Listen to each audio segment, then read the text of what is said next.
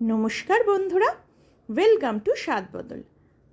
আজকে আমি আপনাদের জন্য নিয়ে এসেছি একদম অনুষ্ঠান বাড়ির স্টাইলে এঁচোড় চিংড়ি। দারুণ সুস্বাদু এই রেসিপিটি গরমে কিন্তু একবার ট্রাই করে দেখতেই হবে। গরমে কিন্তু সবার বাড়িতেই কম বেশি এঁচোড় চিংড়ি রান্না হয়। এইভাবে একবার এঁচোড় চিংড়ি রান্না করলে সবার প্রশংসা কিন্তু পেতেই হবে। দারুণ স্বাদের অনুষ্ঠান বাড়ির স্টাইলের এঁচোড় চিংড়ির রেসিপিটি চলুন এবার তাহলে শুরু করা যাক। কি কি লাগবে দেখে নেওয়া যাক। 1 কেজি এঁচোড়কে কেটে পরিষ্কার করে ধুয়ে রেখেছি। এবার প্রেসার কুকারে সামান্য হলুদ গুঁড়ো, নুন দিয়ে এঁচোড়টাকে একটা সিটি দিয়ে সিদ্ধ করে নেব। গরমে এঁচোড় খুব সহজেই পাওয়া যায় আর একদম কচি এঁচোড়, তাই কড়াইতে সর্ষের তেল ভালোভাবে গরম করে নেব। রান্নাটা অবশ্যই সর্ষের তেলে করবেন, তাহলে কিন্তু এঁচোড় চিংড়ির স্বাদ আরও ভালো হবে। তেল গরম হয়ে গেছে, এবার এতে দিয়ে দিলাম নুন হলুদ মাখিয়ে রাখা চিংড়ি মাছগুলো। চিংড়ি মাছগুলোকে ভালোভাবে ফ্রাই করে তুলে নেব। মাছ ভাজা হয়ে গেছে, এবার এগুলোকে তুলে নেব। এই তেলেই দিয়ে দেব কেটে রাখা আলু। আলুগুলোকে নুন হলুদ দিয়ে ভালোভাবে ফ্রাই করে নেব।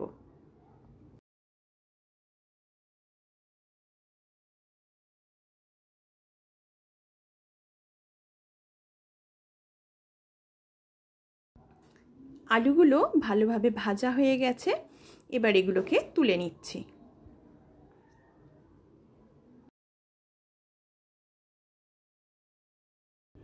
এই তেলেই অ্যাড করে দিলাম আরও 4 টেবিল স্পুন সর্ষের তেল।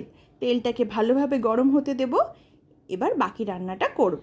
তেল গরম হয়ে গেলে দিয়ে দিলাম 2 শুকনো লঙ্কা, তেজপাতা আর গোটা জিরে ফোড়নে।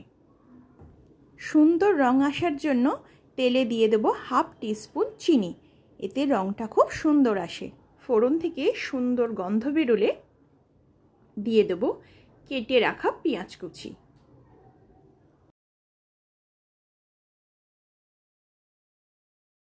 পেঁয়াজটাকে ভালোভাবে লাল করে ভেজে নেব। পেঁয়াজ ভাজা হয়ে গেছে, এর মধ্যে দিয়ে দিলাম 2 টমেটো কুচি। দিয়ে দিচ্ছি 1 টেবিল স্পুন আদা রসুনের পেস্ট। এবার সব কিছুকে খুব ভালোভাবে কষাতে হবে।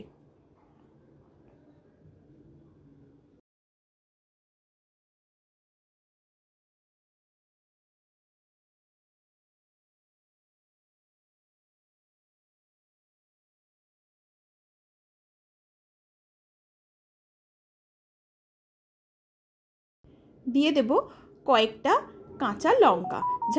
ঝালটা যে যা স্বাদ অনুযায়ী দেবেন।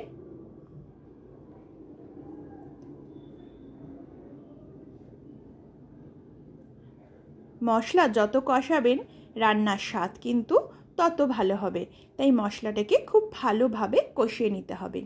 দিয়ে দিলাম 1 টিস্পুন জিরে গুঁড়ো, হলুদ গুঁড়ো আর রঙের জন্য কাশ্মীরি লঙ্কা গুঁড়ো। আপনারা ঝাল লঙ্কা খেলে এই সময় এখানে ব্যবহার করতে পারেন।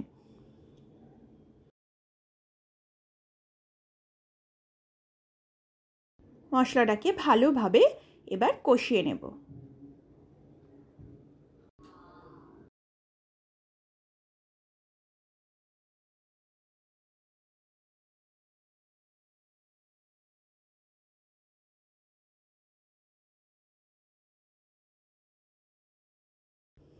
মশলাটা ভালোভাবে কষানো হয়ে গেছে, দিয়ে দিলাম সিদ্ধ করে রাখা এঁচোড়ের টুকরোগুলো। সব কিছুকে খুব ভালোভাবে মিশিয়ে দেব। মশলার সাথে যাতে এঁচোড়টা খুব ভালোভাবে মিশে যায়, এইভাবে এঁচোড়টাকে কিন্তু কষিয়ে নিতে হবে।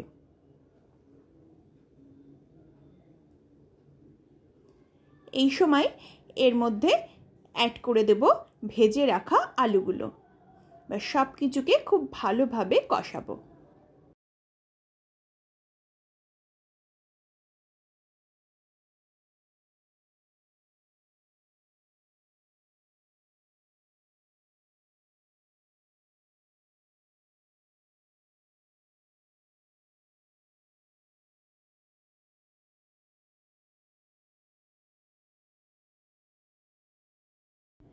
মিনিট 10 এঁচোড়টাকে আমি ভালোভাবে কষিয়ে নিয়েছি। এবার এর মধ্যে অ্যাড করে দেবো ভেজে রাখা চিংড়ি মাছগুলো। আবারও সব কিছুকে আরও কিছুক্ষণ কষিয়ে নেব যাতে এঁচোড়টা নরম হয়ে যায়, সাথে আলুগুলো।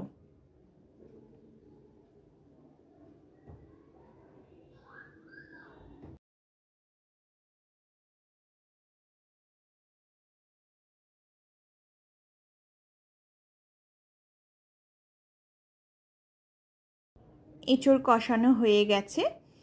এবার এতে অ্যাড করে দিলাম গরম জল।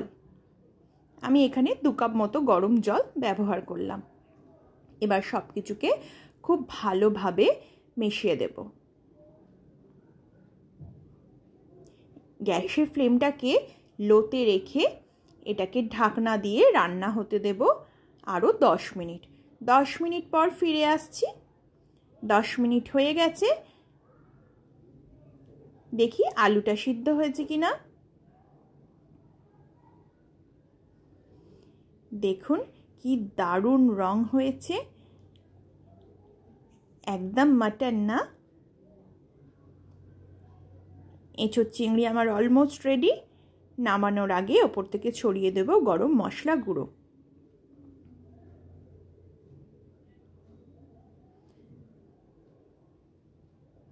আমি এখানে 1 টিস্পুন গরম মশলা অ্যাড করলাম। এবার সব কিছুকে আবারও খুব ভালোভাবে মিশিয়ে দেব। দেখুন এঁচোড় চিংড়ি কিন্তু আমার একদম রেডি হয়ে গেছে। ও হ্যাঁ, নুনটা কিন্তু টেস্ট করে নেবেন। স্বাদ মতো নুন দিতে কিন্তু ভুলবেন না।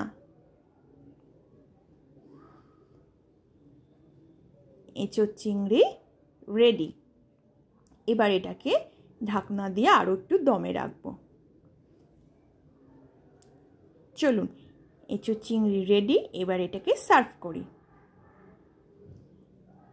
বিয়েবাড়ির স্টাইলে এঁচোড় চিংড়ি রেডি হয়ে গেল। রেসিপিটি ভালো লাগলে লাইক করবেন বন্ধুরা, কমেন্ট করবেন, শেয়ার করবেন আর আমার চ্যানেলটাকে সাবস্ক্রাইব করে এগিয়ে যেতে সাহায্য করুন।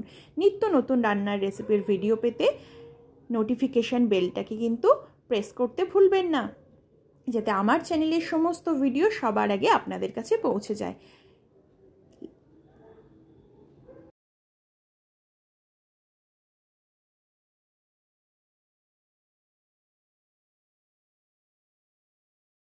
এঁচোড় চিংড়ি ready to serve.